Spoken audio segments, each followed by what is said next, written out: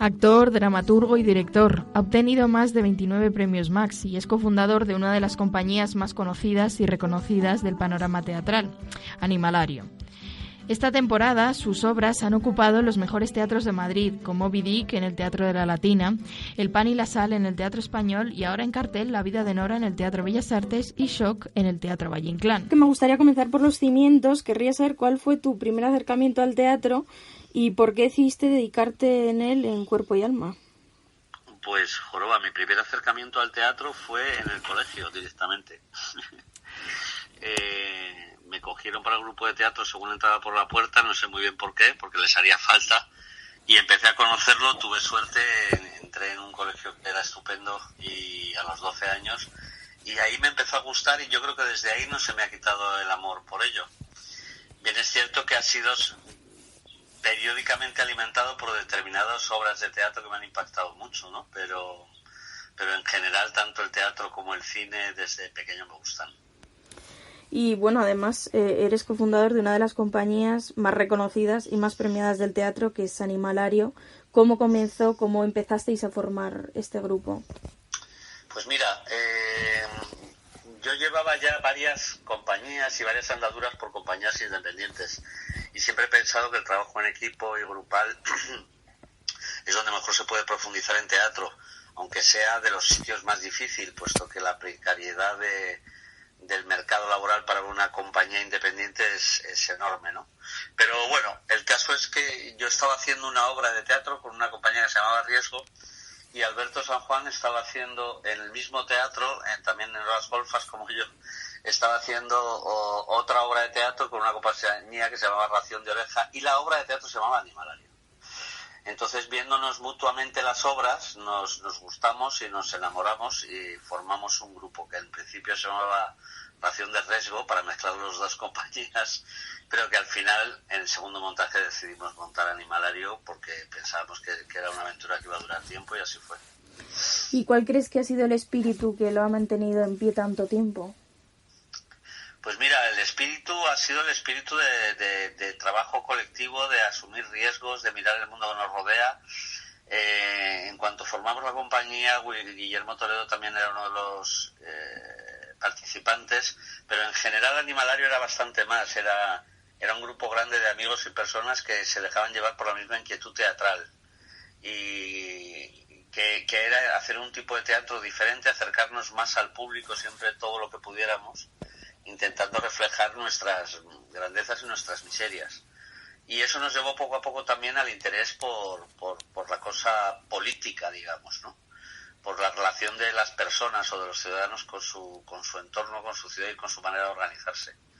Y ese doble impulso de compromiso con el teatro que queríamos hacer y hacer un teatro que en sí mismo fuera diferente, que significara algo muy directo para el público, que mantuviera un riesgo continuo a la hora de jugar con el público y de crear un acontecimiento, una fiesta, es lo que ha marcado Animalario y lo que nos sigue marcando, porque aunque ahora como tal no firmemos espectáculos, pero yo trabajo con la mayoría del grupo artístico que trabajaba en Animalario. Alberto y yo seguimos colaborando, con Willy lo haremos, con Javier Gutiérrez, con Roberto Álamo, con Luis Bermejo, con Natalie Poza. Es decir, Animalario se convirtió en una manera de vivir el teatro, ¿no? Y así sigue siendo para nosotros. Bueno, y ya centrándonos en esta temporada, que supongo que será una temporada para tener en el recuerdo, empezaste ni más ni menos que con El Pan y la Sal en el Teatro Español este septiembre, un texto sobre la memoria histórica. ¿Por qué crees que nos cuesta tanto en este país enfrentarnos a ella? Pues porque la memoria, a pesar de que han pasado ya muchos años, no los suficientes, quiere decirte, está muy viva la memoria.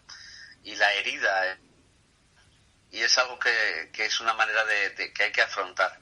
España sufrió la peor guerra que se puede sufrir, que es una guerra civil, con miles, cientos, 140.000 desaparecidos, con un montón de crímenes, de familias separadas y enfrentadas, con traiciones, mezquindades, mediocridades, etcétera. Y vivimos una dictadura de 40 años.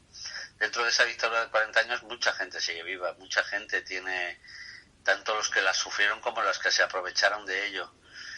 Y el hecho de que todo eso, de que las fosas se abran, le incomoda y le molesta. Lo hemos visto directamente como incluso solo por una especie de fe mística parece que les revienta que salga Franco de la tumba donde está en el Valle de los Caídos.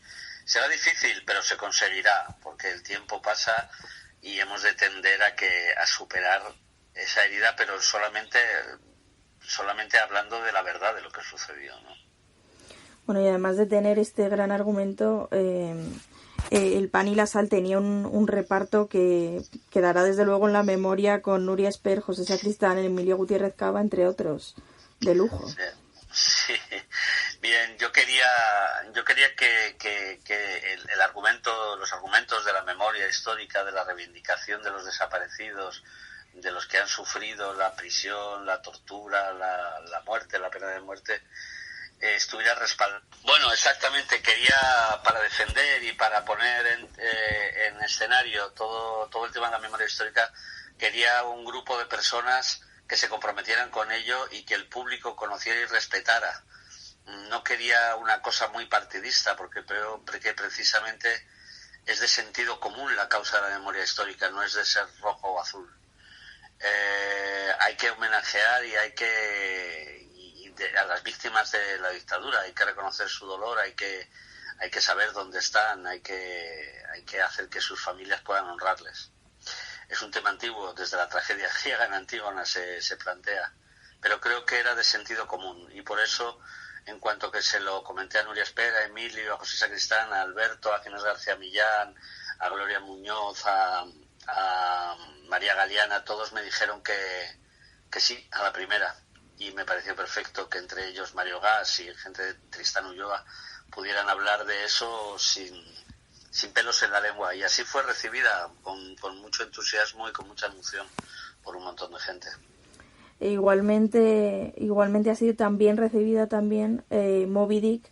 Moby Dick, ¿crees que es uno de esos textos que ninguno realmente entendemos, pero que todos sentimos?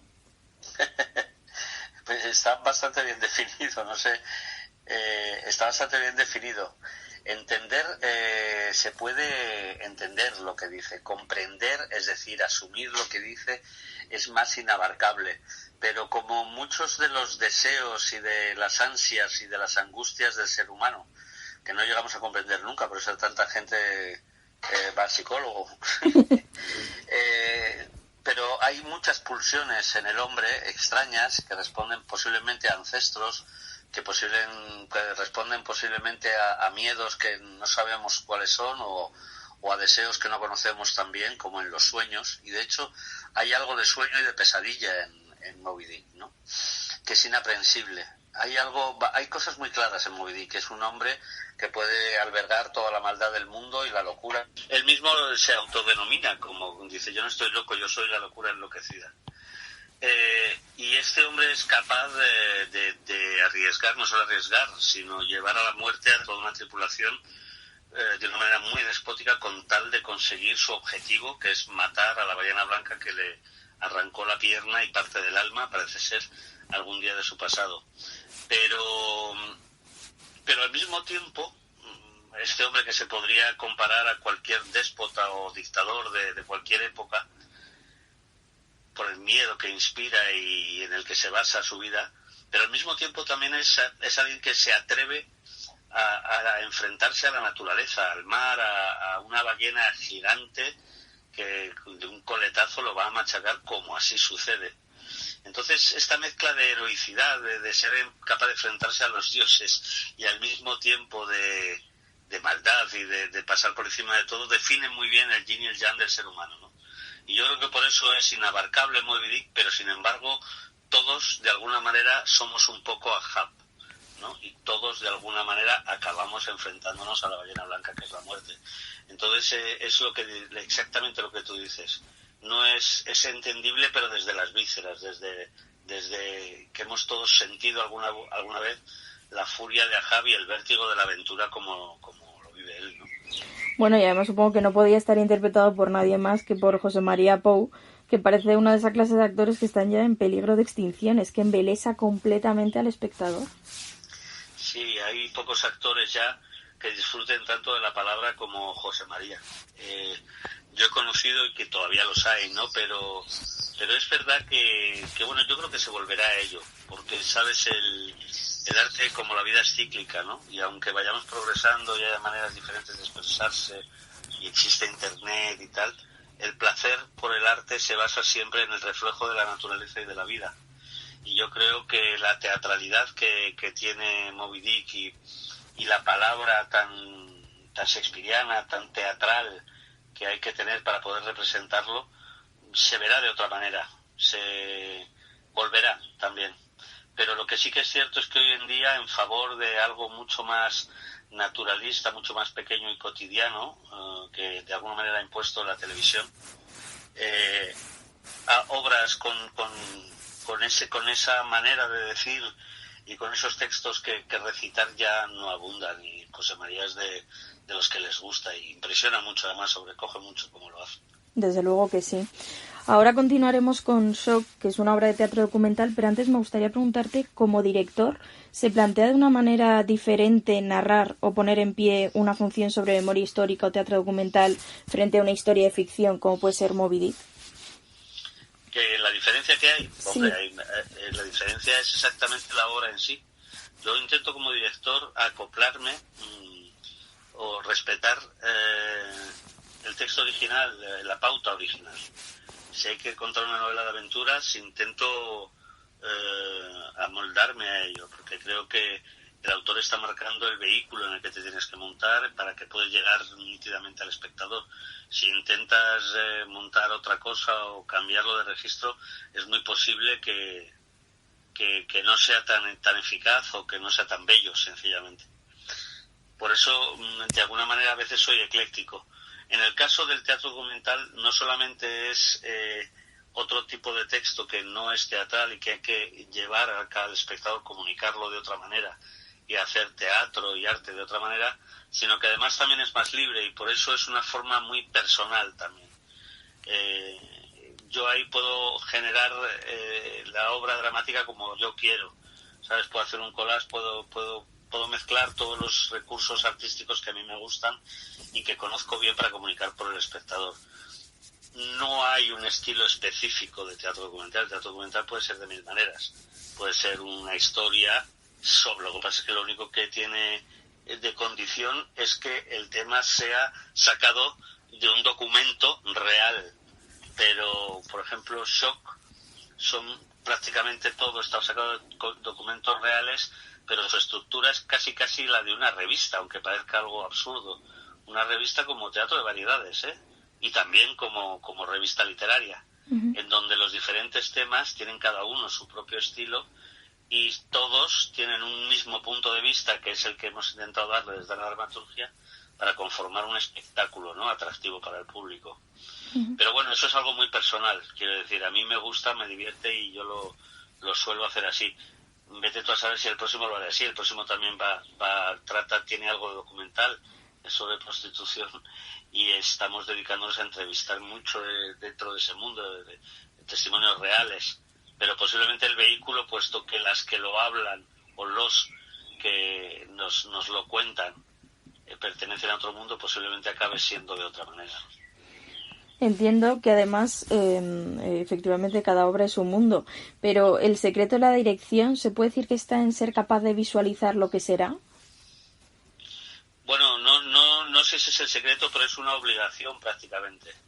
Esto me lo enseñó a mí un amigo que hace en Moby Dick, en muchas otras obras, me ha hecho la iluminación, Valentín Álvarez, que dice, se trata de previsualizar, es decir, tú tienes que verlo antes para poder trabajarlo, porque además, concretamente en el terreno de las luces, por la cosa mecánica y física de lo que son los focos, y solamente se puede hacer en los últimos momentos, cuando ya estás accediendo al teatro, con lo cual no puedes estar ensayándolo todo el día, no sé que tengas tu propio teatro.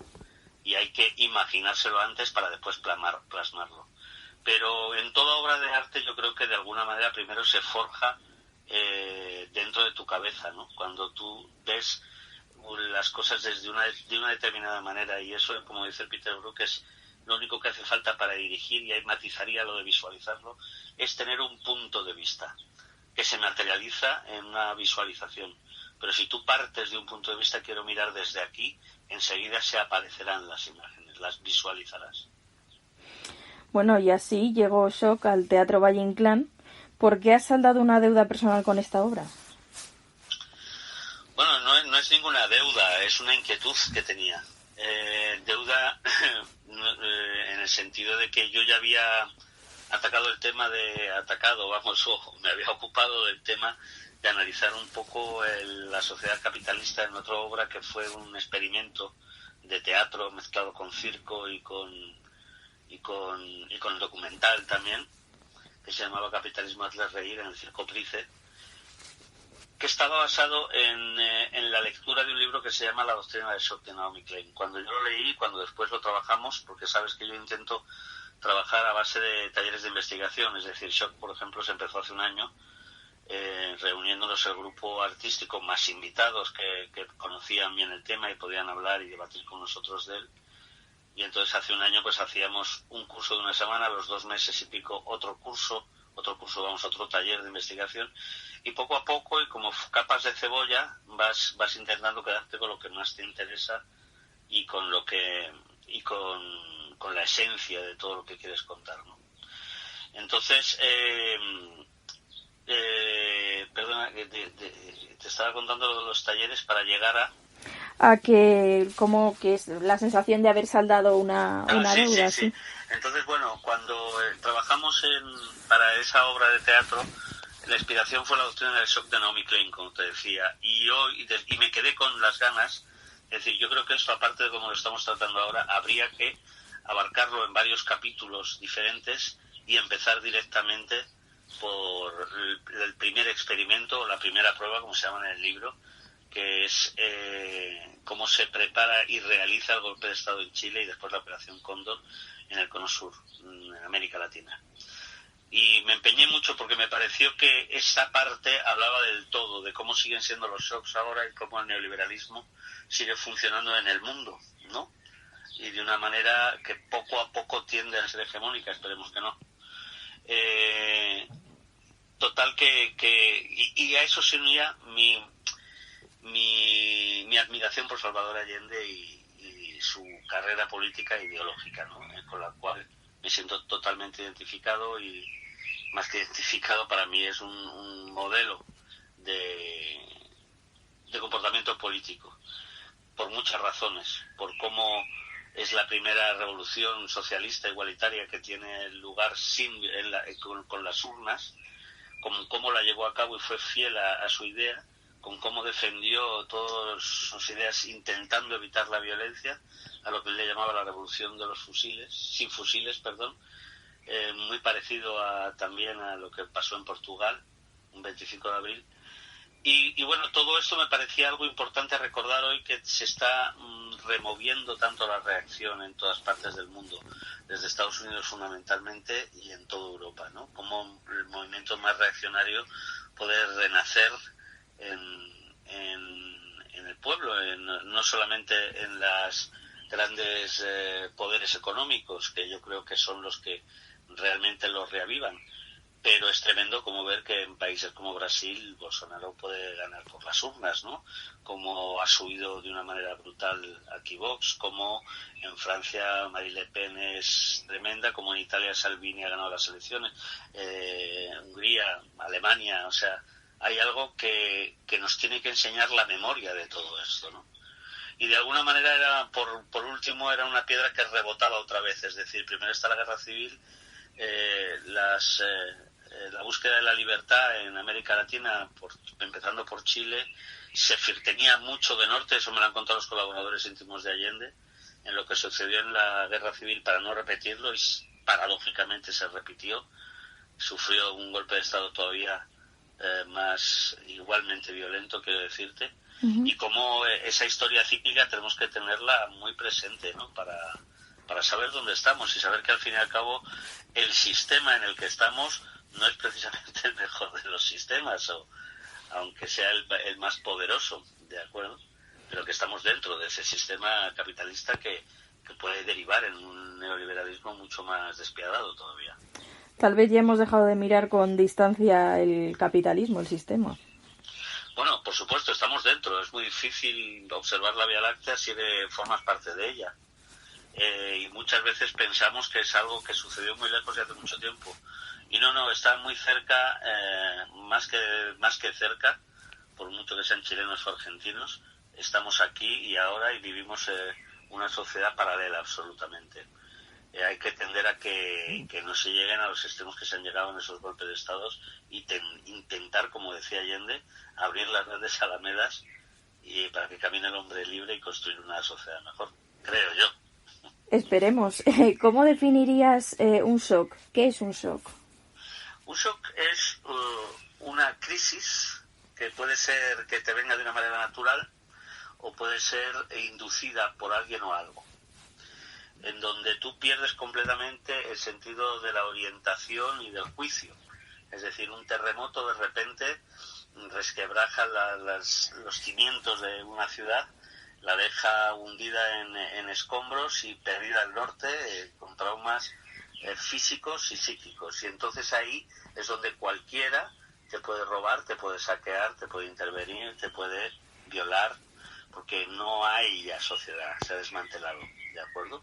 Pero también un shock se puede inducir, es decir, una sociedad como la chilena, por ejemplo, que de repente, en pleno ejercicio de la democracia, es bombardeada en el Palacio de la Moneda, donde está su presidente, por un montón de aviones, es tomada al asalto la ciudad, se decreta un estado de excepción, se prohíben los partidos y se reprime y represalia a cualquiera, se instaura el sistema del miedo, es un shock también, ¿no?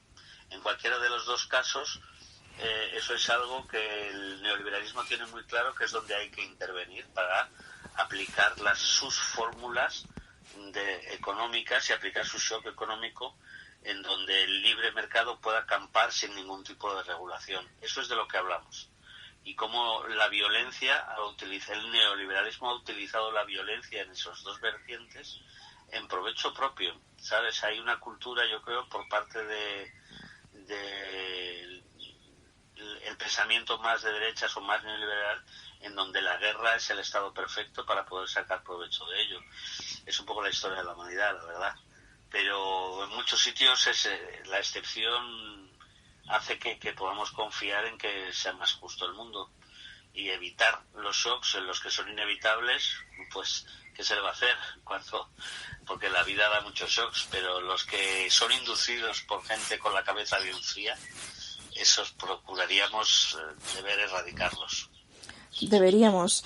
Esta obra, además, ha sido escrita por 4 autores a 8 manos. ¿Cómo la planteasteis desde un principio escribir este argumento? Desde un principio yo sabía que había que hacer una especie de collage y que la escritura debía de ser más desde el punto de vista de la dirección. Con lo cual yo hice una estructura dramatúrgica grande en donde quería ver todos esos temas y después fue cuando llamé a Albert Boronat para que escribiera alguna de esas partes y además estuviera conmigo manejando esta estructura. De tal manera que los dos firmamos la dramaturgia, que es toda la estructura en donde se van fundiendo unas obras con las otras. Y una vez hecho esto, repartimos el trabajo. Es decir, Albert se ocupó de la primera parte, de cómo se plantea ese shock económico en Chicago 10 años antes, cómo se desarrollan las investigaciones científicas del electroshock que son, digamos, compradas por la CIA para el uso militar, y después me interesaba mucho con la llegada de Nixon toda la trama estadounidense, cómo Estados Unidos empieza a cocer a fuego lento ese golpe de Estado por orden de Nixon y utilizando las teorías de Milton Friedman, y a eso se lo encargamos a Juan Cabestany. El golpe de Chile lo hicimos entre Boronat y yo, Argentina me ocupé yo totalmente y el final se ocupó también Boronat conmigo. Y así, bueno, y ahí es donde entró la última pieza, que es una grandísima pieza de Juan Mayorga, que es la entrevista entre Margaret Thatcher y Pinochet, habiendo pasado ya más de unos 30 años después del golpe, en 1999, en Londres, que nos parece muy representativa de cómo ha continuado siendo el mundo, ¿no? Como la democracia más vieja de Europa, Inglaterra, Reino Unido, refrenda y defiende al general Pinochet porque restableció la democracia en Chile. O sea, una especie de farsa política, pero histórica, ¿no? Uh-huh. Y que sin embargo reflejaba la realidad de cómo han sido los hechos, ¿no? Y cómo, de dónde han venido los intereses que hicieron posible el golpe. Entonces, bueno, esa es la manera de repartirnos todo. Que de hecho esto también nos incita a recordar que bueno, que el pasado es lo que construye nuestro día de hoy, ¿no? En la sociedad de hoy, ¿crees que construimos más que destruimos o viceversa? No lo sé, sinceramente. Hay días que soy optimista y que pienso que el hombre ha progresado mucho y que podemos tener mucha esperanza y que al fin y al cabo el amor y la ciencia pueden ser motores de la vida, pero otro día me doy cuenta de que es cíclico y que el hombre nace destruyendo y se defiende destruyendo.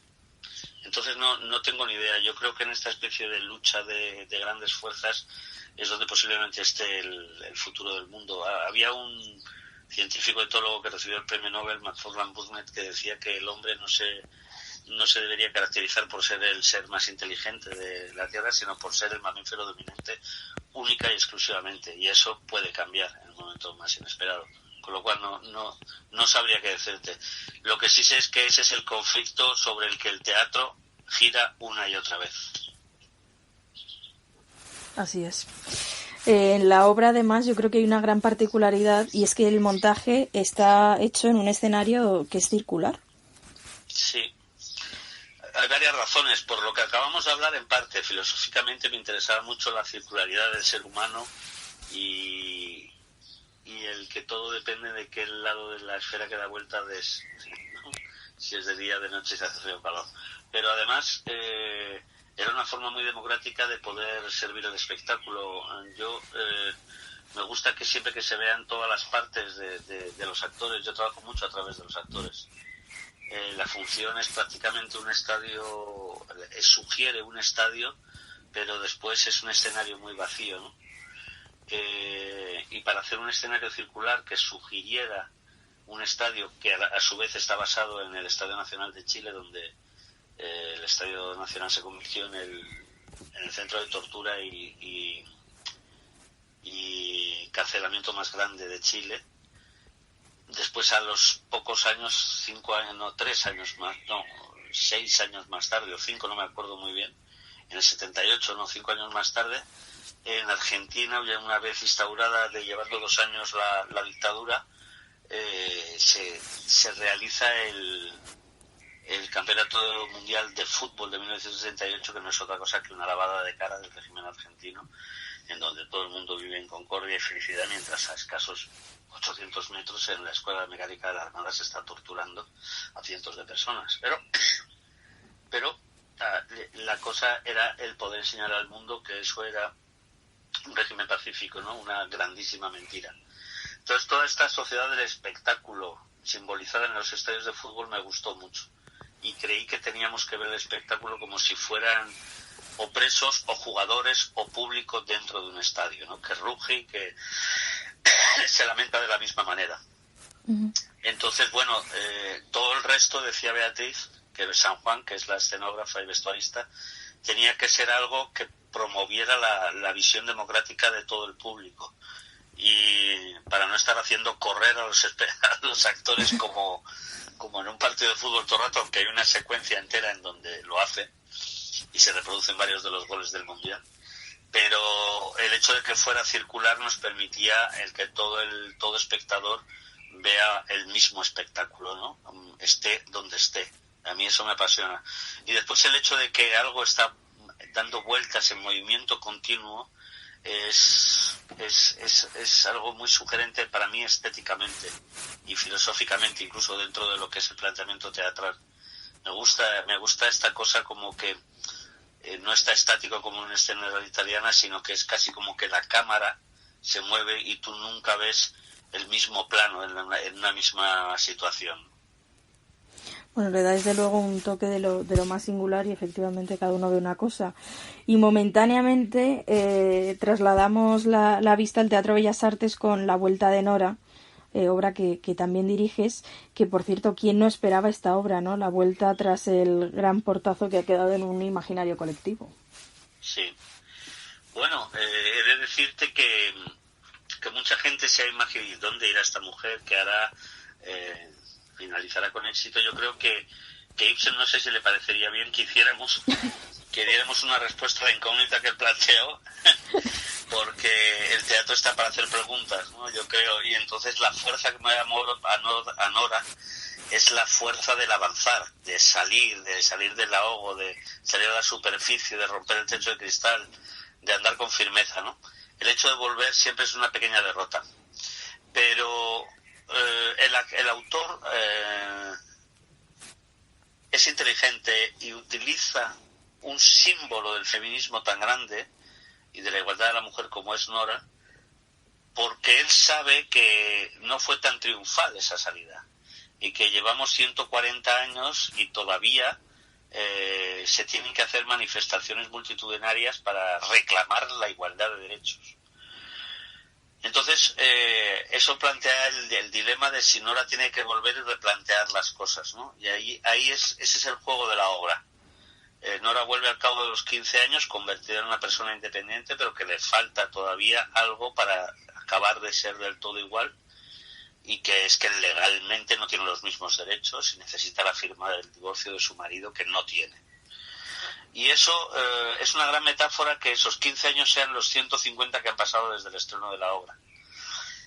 La obra es una obra muy dialéctica, en donde los personajes se sientan o están de pie, discuten, pelean, esgrimen son sinceros por primera vez, han sufrido la experiencia ya del abandono los unos de los otros y viceversa, y entonces pueden hablar. Eso no quiere decir que se pongan de acuerdo. Yo no desvelo el final de la obra. Porque además... pero cada uno expone sus razones, y eso es noble, yo creo. Y no le quita ningún valor al hecho de que ella se fuera dando un portazo, y saber si va a seguir necesitando dando portazos en la vida o no. De eso trata la función, ¿no?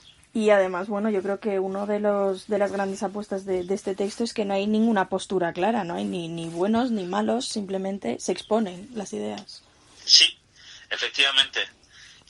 Es bonito ver cómo el autor además respeta la época y le da la no voy a decir estupidez, pero sí la incredulidad al marido de decir: pero no sé por qué has hecho esto y no sé por qué los hombres no vamos a poder tener derecho a tal y cual, ¿no?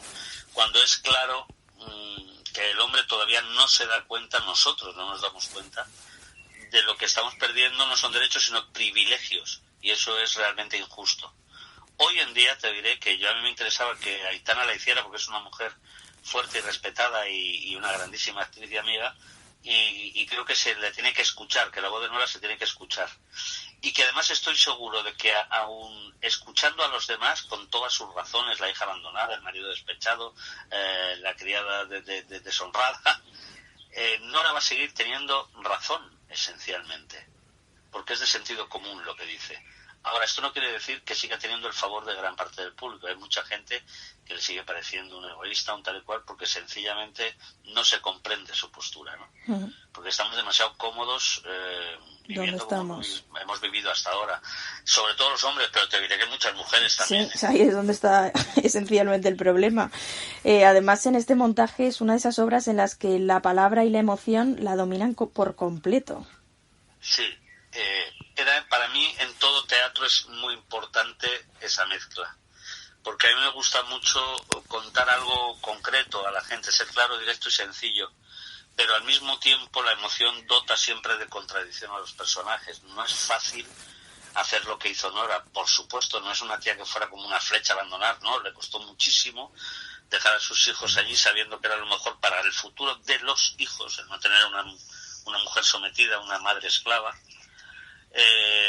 Y todo eso solamente es comprensible la postura del otro, es decir, desde el espectador empatizar con el personaje, si tú ves la emoción en las tripas del personaje, lo que le cuesta, el dolor que le ha supuesto, al igual que en Shock. el dolor que supone ser torturado, no solamente el contar la tortura, ¿no? El dolor que supone a todo un pueblo sufrir como ha sufrido y que el espectador se meta dentro de esa amargura. Pero si queremos ser justos hay que también experimentar el dolor que siente el marido Torvald, el dolor que siente la hija al paso de los años, después cuando ya es una mujer adulta que quiere casarse y contradiciendo el legado de su madre, por así decirlo, cosa que es absolutamente natural, ¿no? Si somos muy extremistas de izquierda, nos han un hijo muy extremista de derecha, solamente por matarnos, metafóricamente. Pero bueno, así es la vida, y la vida no es una bala que va en una dirección concreta, sino está llena de contradicciones, y creo que eso es muy bonito dentro de la función, ¿no? Bueno, decías además que efectivamente han pasado 150 años desde que se estrenó la obra original y seguimos luchando en la causa feminista. Parece que muchos de los avances que hacemos parecen pan para hoy y hambre para mañana, ¿no? Posiblemente. Es difícil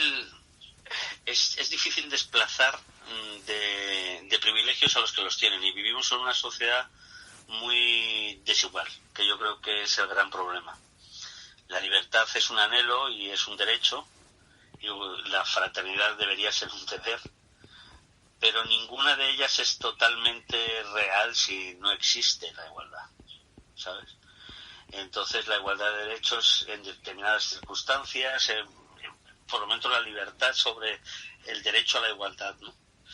Con lo cual, bueno, todavía somos una sociedad eminentemente desigual, entre hombres y mujeres, entre pobres y ricos, entre siervos y amos, y bueno, habrá que seguir trabajando en ello.